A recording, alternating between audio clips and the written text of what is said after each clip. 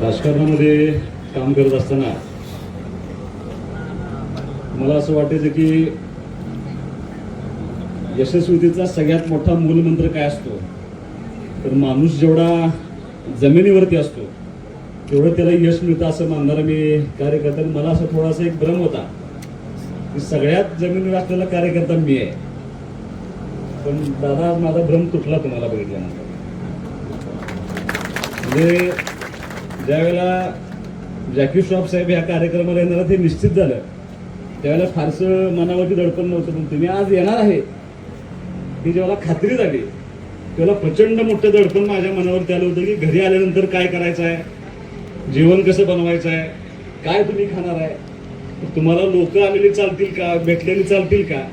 कारण आमच्या राजकीय नेत्यांचं वेगळं असतं पण अभिनेत्यांचं थोडंसं वेगळं असतं. आणि दादा गाडीतून खाली उतरले आणि सोनिया त्यांना औक्षण करण्यासाठी गेली. सोन्यानं औक्षण केलं. सोन्या पाया पडल्यानंतर जगोदादा तिच्या पाया पडले. आणि आलेल्या प्रत्येक व्यक्तीबरोबर घरामध्ये प्रवेश केल्यानंतर पहिला प्रवेश कुठे केला तर स्वयंपाकघरात केला. आणि तिथं काम करणाऱ्या सगळ्या माता भगिनींना भेटले, पर्सनली भेटले, सगळ्यांच्यावर फोटो काढला, काय चालले काय नाही. मग कामगार असतील, ड्रायव्हर असतील, ह्या सगळ्यांशी भेटले. जेवढी लोक आली त्या सगळ्यांशी भेटले, सगळ्यांना वेळ दिला.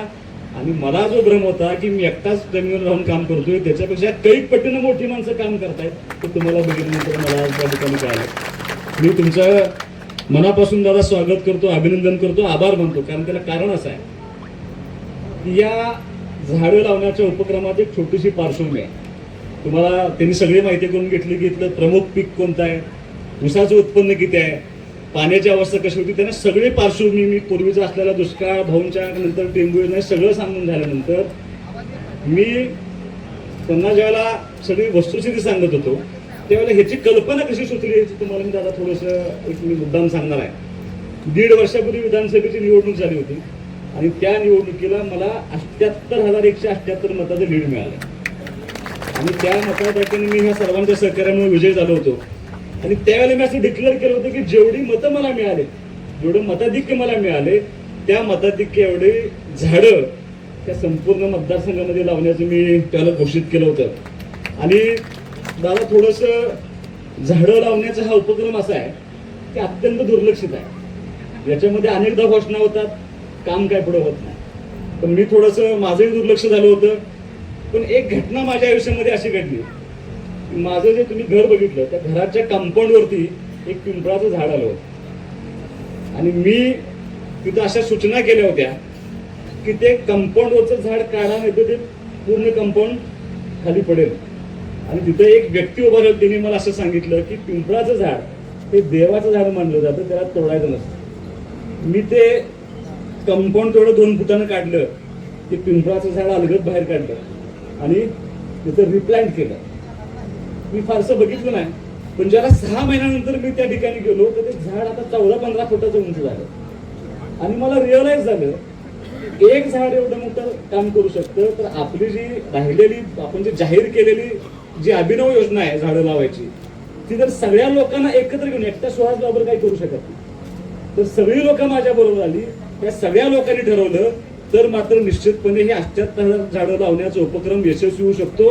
आणि त्यासाठी आम्ही एक आव्हान केलं, ट्री आर्मी नावाची एक संघटना करूया आणि आपण झाडं लावण्याचा उपक्रम हाती घेऊया म्हणून मी ज्याला आव्हान केलं त्याला प्रचंड मोठा प्रतिसाद मला या सगळ्या लोकांच्याकडून मिळाला. महाराष्ट्रभर पासून मला लोक विचारत आहेत की आम्हाला याच्यामध्ये सहभागी व्हायचं आहे.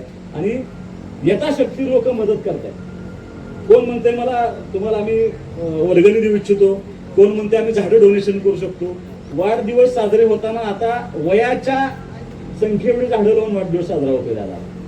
पॅटर्न बदलला आता वाढदिवस साजरा करायचा. आणि मला असं वाटतं की जो शब्द दिला, आज सुद्धा आपण जवळपास 4,000 झाडं लावतोय.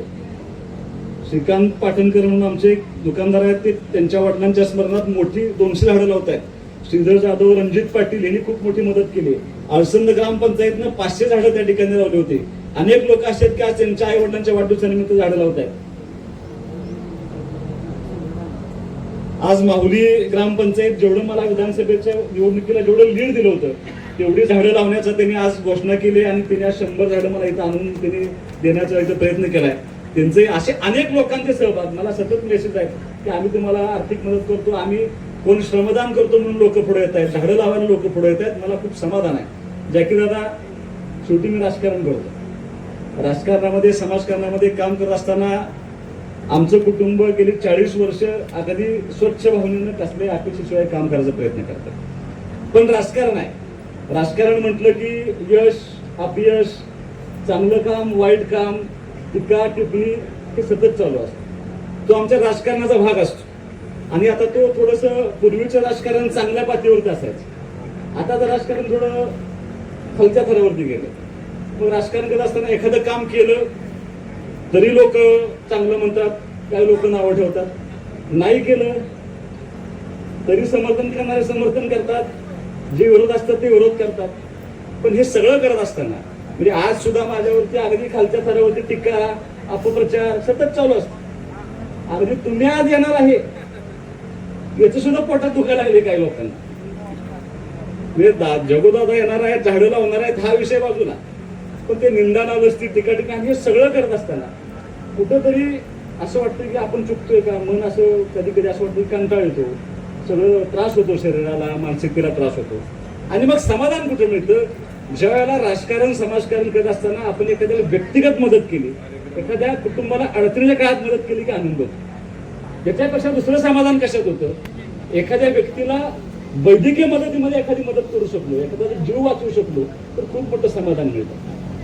पण ह्या 1.5 वर्षामध्ये मला जर सगळ्यात जास्त समाधान दादा कशात मिळालं असेल तर हे सगळा कंटाळा घालवायचा असेल तर झाड लावलं की मला मात्र खूप मोठं समाधान मिळतं. आणि ते झाडं लावणं जगवणं हे खूप मोठं काम आहे. त्या निमित्तानं आज ट्री आर्मीच्या निमित्तानं आम्ही ते शुभारंभ करतोय. औपचारिक कार्यक्रम सुरू झालेत. आज पण दादा त्या ठिकाणी बदल केलाय. 78,000 झाडं लावताना 78,000 झाडं लावून सोडून देणं खूप सोपं आहे मला, त्याचा उपयोग नाही. आमचं धोरण असं आहे की जी झाडं आपण लावतोय ती झाडं जगली पाहिजेत, वाढली पाहिजेत, मोठी झाली पाहिजेत, हे आमची जबाबदारी. आम्ही ज्या ज्या ठिकाणी झाड लावतोय तिथं खतांची व्यवस्था, पाण्याची व्यवस्था सगळं करतोय. तुम्ही आमचा कार्यक्रम हा आमचा व्यक्तिगत होणार, पण तुम्ही ज्यावेळेला येणार असं कळलं त्यावेळेला आम्ही झाडं लावत असताना पूर्ण ड्रीपची व्यवस्था केली. 2 रात्रीमध्ये त्यांनी सगळ्या ड्रीपची व्यवस्था करून त्याचं पाणी आधी सुरू केलं आणि मग आपण 4,000 झाडं या ठिकाणी लावतोय. तुम्हाला माझा शब्द आहे की जाणवेल लोकांना की आज किती टीका टिप्पणी झाली तरी काम करणारं कुटुंब म्हणून आम्हीच कुटुंब ह्या पूर्ण मतदारसंघामध्ये प्रामाणिकपणे काम करतोय. काय टीका टिप्पणीनं माझा तोल ढाळत नाही, मी अस्वस्थ होत नाही, माझं शांतपणे काम चालू असतं आणि शांतपणेच काम करणारा मी कार्यकर्ता आहे. त्यामुळं झाडं लावायला तेवढा फक्त दंगा केला ते पण तुम्ही येणार आहे म्हणून, नाही तर झाडं लावायचं माझा शांततेत कार्यक्रम चालू आहे. आज सगळ्या व्यासपीठाच्या मंडळींना समोर बसलेल्या सगळ्यांना आणि जे लोक ह्याच्यामध्ये इन्व्हॉल्व्ह होणार आहेत, मुळात हा कुठेही राजकीय कार्यक्रम नाही. मी ज्यावेळेला बोर्ड तयार केले त्यावेळेस माझं आणि सगळ्यांचं भांडण झालं की माझं नाव टाकूच नका. ट्री आर्मी सुहास बाबरची नाहीये, ट्री आर्मी कुठल्या पार्टीची नाहीये. ज्याला ज्याला याच्यामध्ये यायचं आहे, ज्याला ज्याला असं वाटतं की आपल्या आता कदाचित ह्या झाडांचा उपयोग मला होईल की नाही माहित नाही, पण माझ्या पुढच्या पिढीसाठी तो झाला पाहिजे आणि ते होण्याच्या दृष्टीनं आम्ही अत्यंत प्रामाणिकपणे प्रयत्न करतोय. त्यामुळे ज्यांना ज्यांना सहभागी व्हायचं आहे, कसल्याही पार्टीशिवाय कसल्या अपेक्षेशिवाय त्या सगळ्यांनी याच्यामध्ये सहभागी व्हावं. खूप मोठी मोहीम याच्या माध्यमातून व्हावी आणि ह्या 78 झाडांच्या पर्यंत न थांबता आपण त्याच्याही पुढे जावं अशी विनंती मी तुम्हाला निमित्तानं करणार आहे. औपचारिक उद्घाटन आज ट्री आर्मीचं झाले. पावसाचा अंदाज घेऊन थोडं यावेळेला अनेक अंदाज असे आहेत की पाऊस कमी आहे, त्यामुळे आम्ही 10,000 झाडं लावायची होती, त्यांनी 4,000 वरती पाण्याची उपलब्धतेप्रमाणे केली. जर चांगला पाऊस झाला तर याच वर्षी मॅक्सिमम झाडं लावू आणि आता जसे जसे पाऊस होतील पुढच्या वर्षी ते आपण 78,000 झाडं या 2-2.5 वर्षामध्ये लावून पूर्ण करू. 78,000 झाडं लावल्यानंतर थांबलो असं नाही, तरी मोहीम तहयात चालू राहील. त्यासाठी आपण निश्चितपणे प्रयत्न करणार आहे. तुम्ही आल्यामुळे एक बळ मला मात्र मिळालं. काय आलं, मर्यादित क्षेत्रामध्ये आमचं काम चालू होतं, तुम्ही आला आणि हे महाराष्ट्रभर देशभर ही अभियान जाईल.